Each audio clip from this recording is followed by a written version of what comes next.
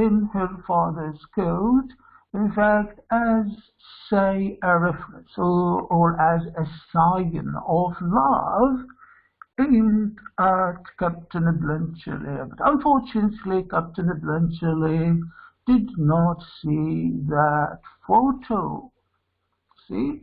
And there was a story, in fact, a whole episode running for the portrait or for her photo. He was not aware all the time that there was a photo in the pocket that he wears. Why? Because he pawned the coat when he was in the city period. You see? So let us listen to the story of the photo and the reasons why he never saw that photo, and then we will complete. I'm your infatuated admirer. Really? I'll say. Really and truly. But what does he think of you? Is he giving you my portrait? Your portrait? You see, they are talking about the portrait. You mean to say you never got it? No. Yeah. When did you say? It must have been to you. It was in a pocket of that coat. About it. Must be that too? No. Well, my father saw by the first time he put his hand in his pocket. Oh, he's just joking. It doesn't matter. It's only a photograph. How can you tell who it's for? Just tell him he put it there himself. That's so clever, isn't it? Oh, what can we do? Ah, I see. You wrote something on it. You see, she wrote something. She wrote something on the photo. But I can't be quite sure. I couldn't carry it out all the time. You see, this is the story. This is the story. He couldn't carry the coat and the bag all the time when he went to the city period. This is why he proved it. He says that. You see, I couldn't carry it about with me all the time. One cannot take much luggage on active service. You see, this is the rest of this story. Active service. So what did you do with it? What did you do with it? When I got proof chaos, I had to put it to safekeeping somehow. See, I thought the railway closed. see, when I was in Piro, he wanted to keep that bag or luggage in a safe way. See, this is the story. I thought of the railway clock room, you see, but that is the surest place to get looted in modern warfare. It could be stolen. You see, this is why he thought of keeping it in another safe. That's the surest place to get looted in modern warfare.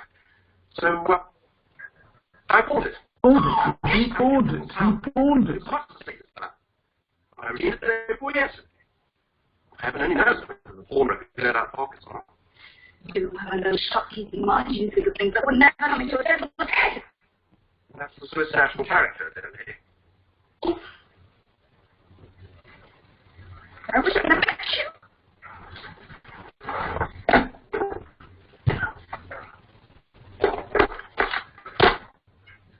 See you. The messenger's waiting. Excuse me. The last post was written 3 weeks ago. Yeah, this is very important. Now we are going, in fact, to listen to this big news. Now Louka has come with a letter, you see, from Captain Bluntcheli's family, and the family, his family, wrote something, in fact, concerning his life, concerning his destiny, and we are going, in fact, to know what the news is. This is the news. Pay attention to this. These are some accumulations. That's all that we have. Yeah, telegram. 4 telegrams. Now he opens these telegrams, you see, yeah. Yeah. It is very sad news. Bad news. Bad news. Bad news. My father is dead. Yes. But pay attention, in fact, to his reaction. Pay attention to his reaction. Now he will count. This is strangely enough. He will count his properties. That is his fortune. You see that he got from his father. See, he will count. He will count. Pay attention to this. Ja. Is dat zo plichtig zelf? Because behind him, he is working letter from the family debt. See? Right, that's Yeah. 200. 200, 400. 4,000, you see? Now he's counting his fortune. Yeah, 9,600, you see?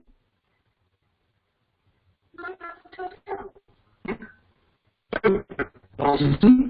Now he is counting. He is counting the fortune. This is quite strange, in fact. He doesn't show any sign of sadness. Pay attention. And this, in fact, will be criticized for when Louka, in fact. Louka has been attracted by this response. The Captain Bluntcheli never show any kind of sadness or sorrow or loss for his father's death. You see, he is rather very, in fact, mindful of his fortune, of his property, of the hotels, of the horses, of the houses, of the palaces. You see, he has come, he has owned from his father. See, pay attention to the rest of the story. See? He is now intending to leave. You see, now, Nikola, Louka, has not a word of grief or sad. You see, he has been criticized. A man who has been doing nothing but killing people for years. What does he care? You see, this is the Raina's reaction, and at the same time we have seen Louka's reaction. Louka criticizes Captain Bluntcheli for not showing any kind of loss or pity or sadness or sorrow or whatsoever. This is not romantic. He has got no heart, she says. You see? And Raina replies, yes, this is expected. Why this is expected? Because he is a soldier, because he is a man who has been doing nothing but killing people for years. You see, so this is this is his life. This is Captain Bluntcheli's life. So we shouldn't, in fact, be astonished or amazed when he doesn't show any kind of grief. Pay attention to this. Yes. Mrs. Barnes is inviting to the Central Park there. I thought you wouldn't get much feeling out of yourself.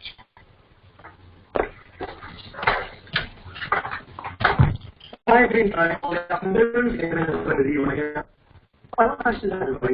Now we are moved to another episode. Pay attention. Now you see, as it is seen in Act 2, there are sections and there are scenes, you see, and there are, you see, episodes. Again here in Act 2, Act 3, there are episodes. You see, there are sections. You see, and each section perhaps contains or consists usually of two characters who are looked all the stage to speak. Now, after, say, Raina and Captain Bluntcheli have left this stage, what do we see? We see Nikola and Louka. Nikola and Louka, you see. Louka now, you see, or Louka is together. They are together, you see. The servants are together on the stage and they are talking. You see, they are talking, you see, about the house, about their property, about their future. You see, now we will, in fact, listen to their dialogue as they will, in fact, talk intimately about their relationship, whether it goes on or whether it stops, whether Nikola will go on his engagement or his plan to get married to Louka or not, whether he will stop. You see, things that are related to their future, whether they will go on their plans to get married or not. You see, and in fact, we will again be surprised for Nicola's talk and Louka's reaction. You see, pay attention to this. Of course, Louka all the time is a woman or a maid that shows rebellion. She doesn't want to be a servant or maid servant forever. She wants to change her position. She looks, in fact, highward. She looks to change her status as a maid. You see, we say that we in fact call such a woman as snobbish. She's not. You see, she doesn't want to be a servant forever.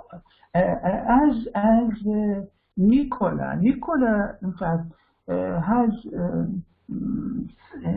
thought himself a servant, and he will be a servant forever. Although he wants to improve his financial status and work as you see, an owner of a certain independent shop of his own. You see, but in fact, he remains. You see, inwardly, psychologically speaking, you see, a man, you see, with a servant inside. That is, there in his soul, there is a servant. There is a soul of a servant. To this idea, in particular, Louka refuses. Louka refuses to be a servant in her soul. You see, okay, she seems to be a servant, and now she works as a servant, you see, but she doesn't want to be a servant all the time. See, pay attention to their dialogue, and we will understand. See? Yeah. Sergius came there. And of course, these are details. Now, Sergius has given him money, and this was gave him money for backing the mistresses and Raina. You see? You should have had old Catherine now to... You see, they give him money. The family gave him money. See? After making a fool in the land, he would fall them all. Everybody gave him money. Why? Because he worked. He worked as a servant. You see? So they are thankful. They are thankful for him.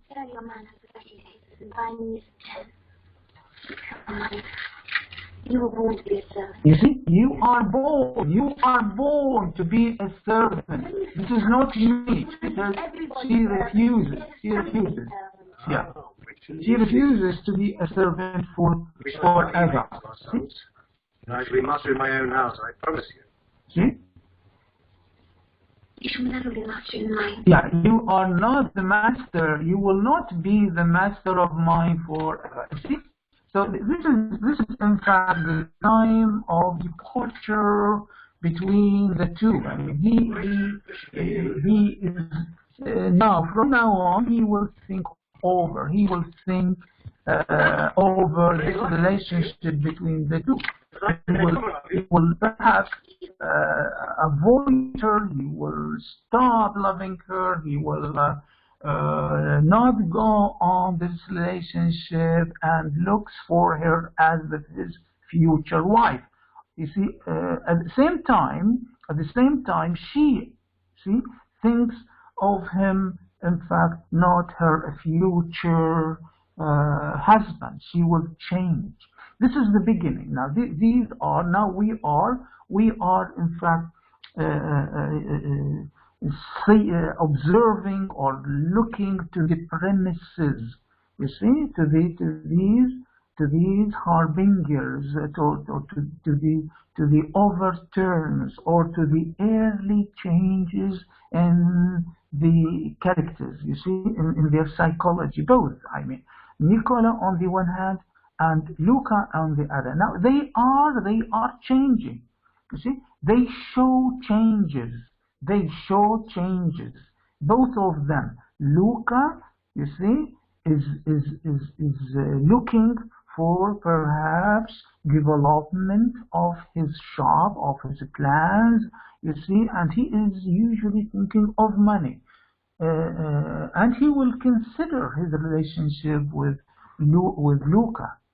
She herself has criticized Nikola, you see, for his wish or hopes to create a servant or a maid in herself, inside, in the depths of her soul. She refuses that. You see, this is very important for us. I say at the beginning that she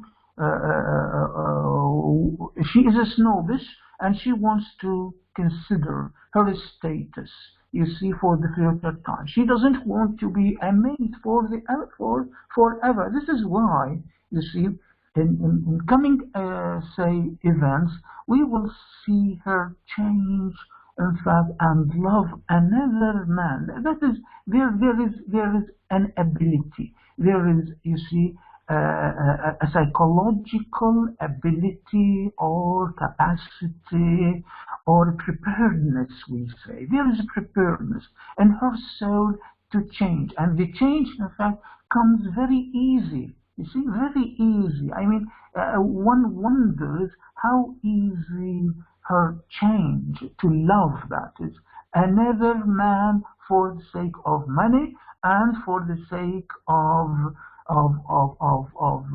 improving her financial and social status. Of course, she not only wants to improve her financial status, no, but also she wants to change her social status. That is, she wants to be a lady just like Raina. She wants to be a lady just like Lady Pitcock. This is why, you see, in the coming events, coming section, we will see that she will fall, or she will show her reality, that she is really in love with Sergius. You see? Pay attention to coming events. Yes. Well, you got there in a couple of hours before ceremony, okay? And then you I did. Who wants to be males, hands me, thinking about yourself, like a fine Russian lady? Me. You know? Me. I often brought the Raina out of the way. Into the letters before, so it's just a more of you might come to be one of my grand customers. Instead of only being my wife, and costing me money. I believe you would not be my servant, my husband. You see? You would make more out of me. Oh, I know that soul of yours. Listen by my soul. Just listen to my advice. If you want to be a lady, your present behavior is to be going to a school. Unless you're alone. It's too sharp and impudent. And impudence is a source of familiarity. It shows affection. And don't you mind being high, my dear? But like all country girls, you say genteel, treat a servant the way I should stable boy. agreements, integrated. And babies are ready to defy everybody. Act as you expect to have your own way. Not as if you expect it to be ordered out. The way to get on as a lady is the same as the way to get on as a servant. You must take place. That's the deal of it. And you may do in my case if you get promoted. If you don't wake up, I'll stand by you. I'm servants to always stand by you. I must behave in my own way. Yeah, I behave my own way. Yeah. That is wisdom. Yeah. Put everything from the fire.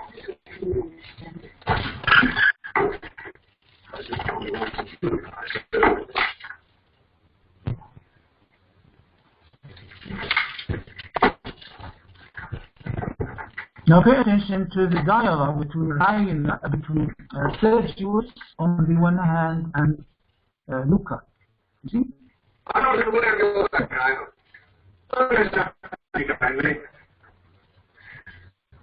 As he's speaking to the school child about her hands and running up against the library whenever she gets a chance.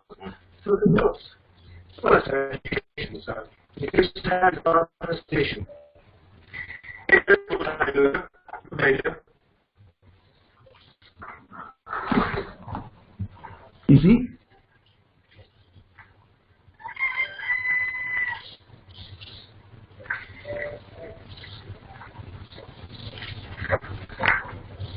Let me see, is there a mark there? Does it have? Yes. Shall I cure it? No. You cannot cure it now. Sure. Trifle with me, please. An officer should not trifle with a servant. That was no trifle, Louka. Are you sorry? I am never sorry. I wish I could be a man really unlike a woman as that. I wonder, are you really a brave man? Yes, I am a brave man. My heart felt like a woman's at the first shock. But I'm under the charge that I was brave, yes. That at least is real about me. Do you find in the charge the men whose fathers are poor like mine were any less brave than the men who are rich like you? Not a bit. They all slashed and yelled and cursed like heroes. Shot and courage to rage and kill his chief. My English bull terrier has as much of that sort of courage as the whole of the Bulgarian nation and the whole of the Russian nation at his back. But he still lets my groom frank all the same, don't you? Ah, that's a soldier all over. No, you're four American troops, but they're paid to their officers. They come with this and those. They stand by and see one another like you and I. And help to do it when they're ordered. The officers. I'm an officer. Oh, give it the man that will fight the deathly power on earth or in heaven that sets itself up against the will and conflict alone. It is the brave. It is true. Never seem to grow up. They all have schoolboy ideas. You don't know true courage. Indeed. I am within the Look at me. Much of my own will. I have to get your room ready before you speak of the master to fetch She's talking about love. How can that degrade me? She tries to pull his leg back to her side. See? I was Empress of Russia. If I were Empress of Russia, everyone in the world, you see, she is noticed. She never thinks of herself as just a man or a servant. But she wants him to confess that he loves her. She wants him to show some courage. She says that. See? This is the beginning. This is the beginning of their love. I would marry the man I loved. You see? She wants to marry the man she loves. It would be as far from me as I need you. I would definitely be all of my barrier. Yeah. Would you care as much as you love me? Yeah. Even if I didn't love for me, you would not let it grow. You would not dare. Yeah. You'll be afraid of what people say to you.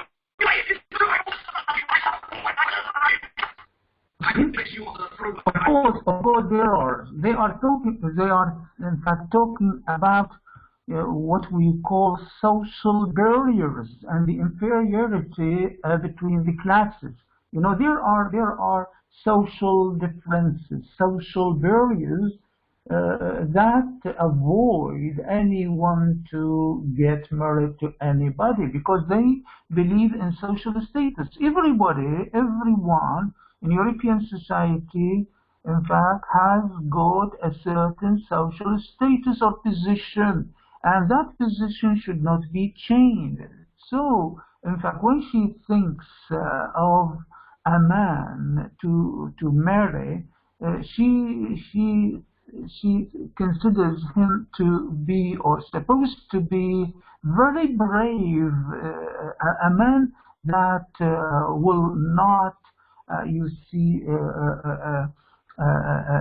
be attached to his social status, or he will not look to her in an inferior way, or he should look to her, you see, as equally as any woman, you see, of his own class. So she thinks, in fact, of the coming future, and his readiness, if he is ready to consider her as a future wife. You see, so this is why they are talking about you see, inferiority and his attitude. You see, to get her as a wife.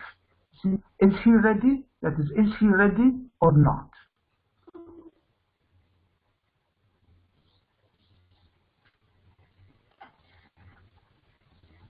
Yeah. See, now perhaps he is. If I know, yeah, another woman. She will never marry you now. And I told you I would come back. See, now she reveals. She reveals that secret.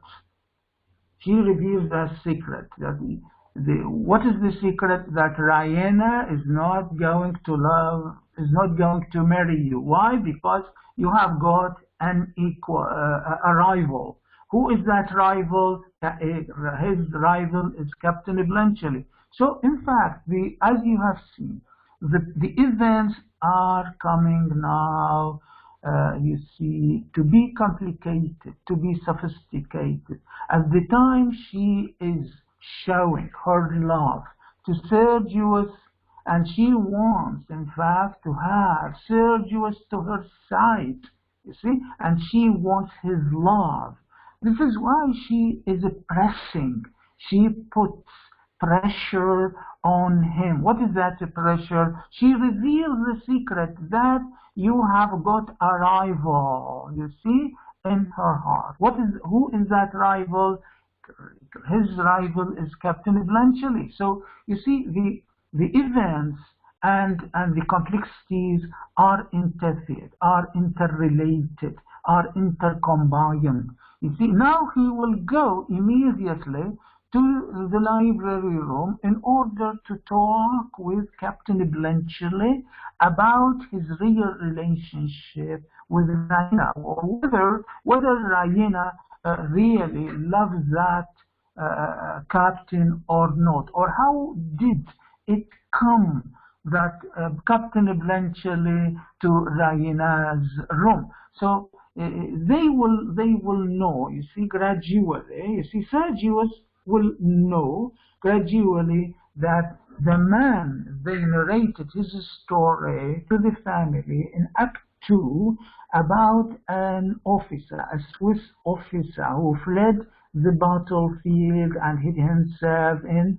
some Bulgarian lady's bedroom. He himself is Captain Bluntcheli. So you see, this is his rival. This is his rival. And the story said that her mother, Raina's mother, lady's mother, they say that, you see, and the girl, you see, were fascinated, were charmed by that Swiss officer. You see, now in Act 3, these events have come true. Now, if everything is revealed, you see, everything is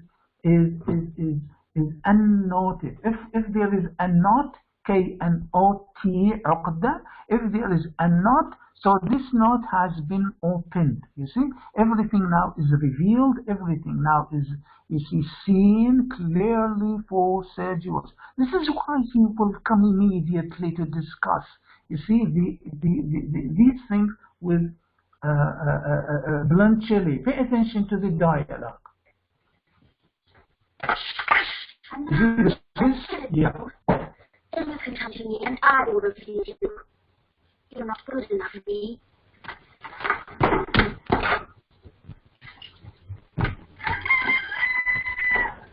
I will kill the queen! You see? I will kill the queen.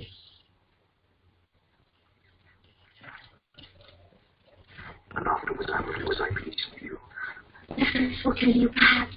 He has beaten you in love. He may lead to more. Do you think I believe that Sergius would have thought higher than your best ones is capable of fighting? He has beaten you in love, and he will beat you in person. This is why he will kill you. Yeah, this is in fact a moment of enlightenment. This is a very important moment in the family. At the time he reveals, you see, his courage to fight Captain Bluntcheli, Louka herself has revealed herself, her soul, her depths, you see, her real feelings to Sergius, and she aims, in fact, to have him as her future husband. See? Yeah. Everything I think is wrong by everything I do, coward like a fool. Should I kill myself like a man or live? I pretend to laugh at myself. See? He will go now immediately to Captain Bluntcheli and reveal the facts. See, she encourages him. In fact, she incites him. She incites him to fight Captain Bluntcheli. I will not be a coward in a fight. Like if I choose to love you, I dare marry you in spite of all. These hands never touch you again. They don't touch you.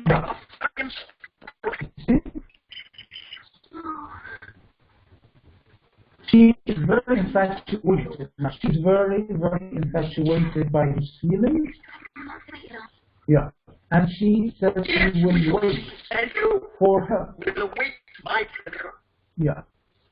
Yeah, this is a moment of confession. See? But in fact, first he should end or settle up this problem with his rival Captain Bluntcheli. Now he has come, you see, to the library room, and he will reveal these secrets to Captain Bluntcheli, and pay attention to the dialogue between them. See this dialogue. It's a remarkable-looking young woman.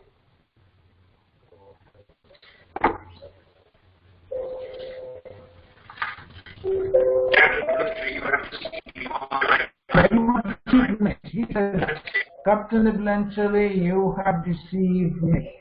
You see, what is kind of deception? This is the deception. You see, this is the deception. 6 o'clock. I can be running around the sort of alone on horseback with my cigar. Oh, thank you. As a cameraman's puzzle. I'm in the artillery. I have first weapons. If I can't, I'll bring a machine gun. There should be no mistake about the cartridges this time. Take care, sir. It is not our custom in Bulgaria to allow imitations of the kind to be taken. Who knows me about Bulgaria? You don't know what fighting is. Have it your way. Bring your saber on. I'll meet you. That's it!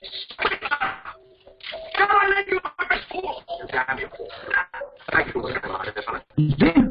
But Captain Bluntcheli, in fact, takes the man very coldly. He doesn't care for Sergius because he knows, in fact, he knows the reality of this man. He considers him as very coward. This is why he doesn't take him or look to him very seriously. Pay attention to the cold manner, you see, and cold response. Captain Bluntcheli considers Sergius. He doesn't care. He doesn't care, you see. Although he listens, in fact, to him as he challenges him. See, he challenges him with his saber, with his sword. See, with his saber or his sword. The Captain Bluntcheli replies that I will not fight you with the sword. I will fight you with gun. You see, gun. Why? Because he belongs to artillery. You see, yeah, he belongs to artillery. Yeah, yeah. Thanks to James. I don't want to tell you if I can help this. Captain Bluntcheli. You want to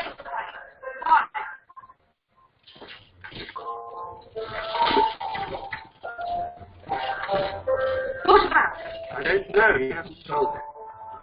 But not no harm will come. I've often acted as a sword instructor. You may be able to touch me and I'll not hurt you. It'll save explanations. In the morning I shall be off home and you'll never see me or hear of me again. You and he will then make it up and live happily ever after. Now, I want to see you just back in a conversation. What do you mean? You love that man? Love that man? You think that is, yes. You love him to think that you hate my back there. You're a man and Brucey. You are relations and you have seen me. It is that I call you no account. Not for having received papers that I never enjoyed. Stuff nonsense. I have seen no papers. Why, the young lady doesn't even know whether I'm married.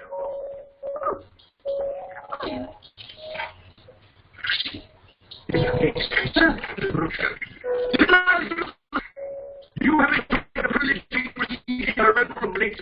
It's not getting received. The pound will my heel like a banana brains. Listen to the story. Same story that from Captain Bluntcheli's point of view. In fact, the story is different, and we know the reality of that story. There was a pistol at her head. I mean, she doesn't. She was surprised, in fact, to have a soldier in her balcony and later in her bedroom. I mean, everything, in fact, took place out of her own accord. She was not willing to have a soldier or strange soldier in her room, you see. So everything, in fact, done out of her, you see, self. I mean, she was obliged to accept that man. This is the reality. While Sergius, in fact, has got another say angle, or looks to the story from a different angle. What is that? He considers her as, you see, a beloved and a lover. There's a story of love between the two, while this is not, in fact, this is not true. You see, I mean, one should consider the story, you see, as it happens, Yeah? This is now, I think, we will stop. You see, just to see the end of the scene. How dare you? Yeah. I never apologize. See, he is very, very stubborn. We know that Sergius is very stubborn. Yeah. Oh, shot in the head in a woodlot in Nikola. Yeah. Shells of timber on bar and person. This is the narrator of the story. How ridiculous! Oh, the dream of patriots and heroes! Oh, look at Yeah. Yeah, this is real. Now we in fact listen to a new thing, a new subject. That is, Sergius looks to everything in life as sham, as false. You see, even love is sham. War is sham. See, this is why he never fights. Rather very seriously in the war, or this is why he fled the war. I mean, if we want to understand his character, you see, we understand him now from his own words. He considers war as sham, although it is horrible, but it is sham. It is false. I mean, it doesn't war. It doesn't worth anybody to lose his life for the sake of the emperor or the king or the authorities or the government. This is in fact George Bernaccio. Now George Bernaccio, you see, finds it ridiculous, all these feelings of patriotism, of protecting or defending one's land or whatsoever. These feelings are sham. I mean, he says that one should not be deceived. You see, one should not be deceived, and these feelings, ironically enough, are compared with love. Since there is no love, you see, he says that since love is sham, since love is just a mere illusion or fake or sham or false, you see, this is the reason why one should not take everything in life as serious. You see, I think we will stop. You will stop here at this end of the episode, and I'll consider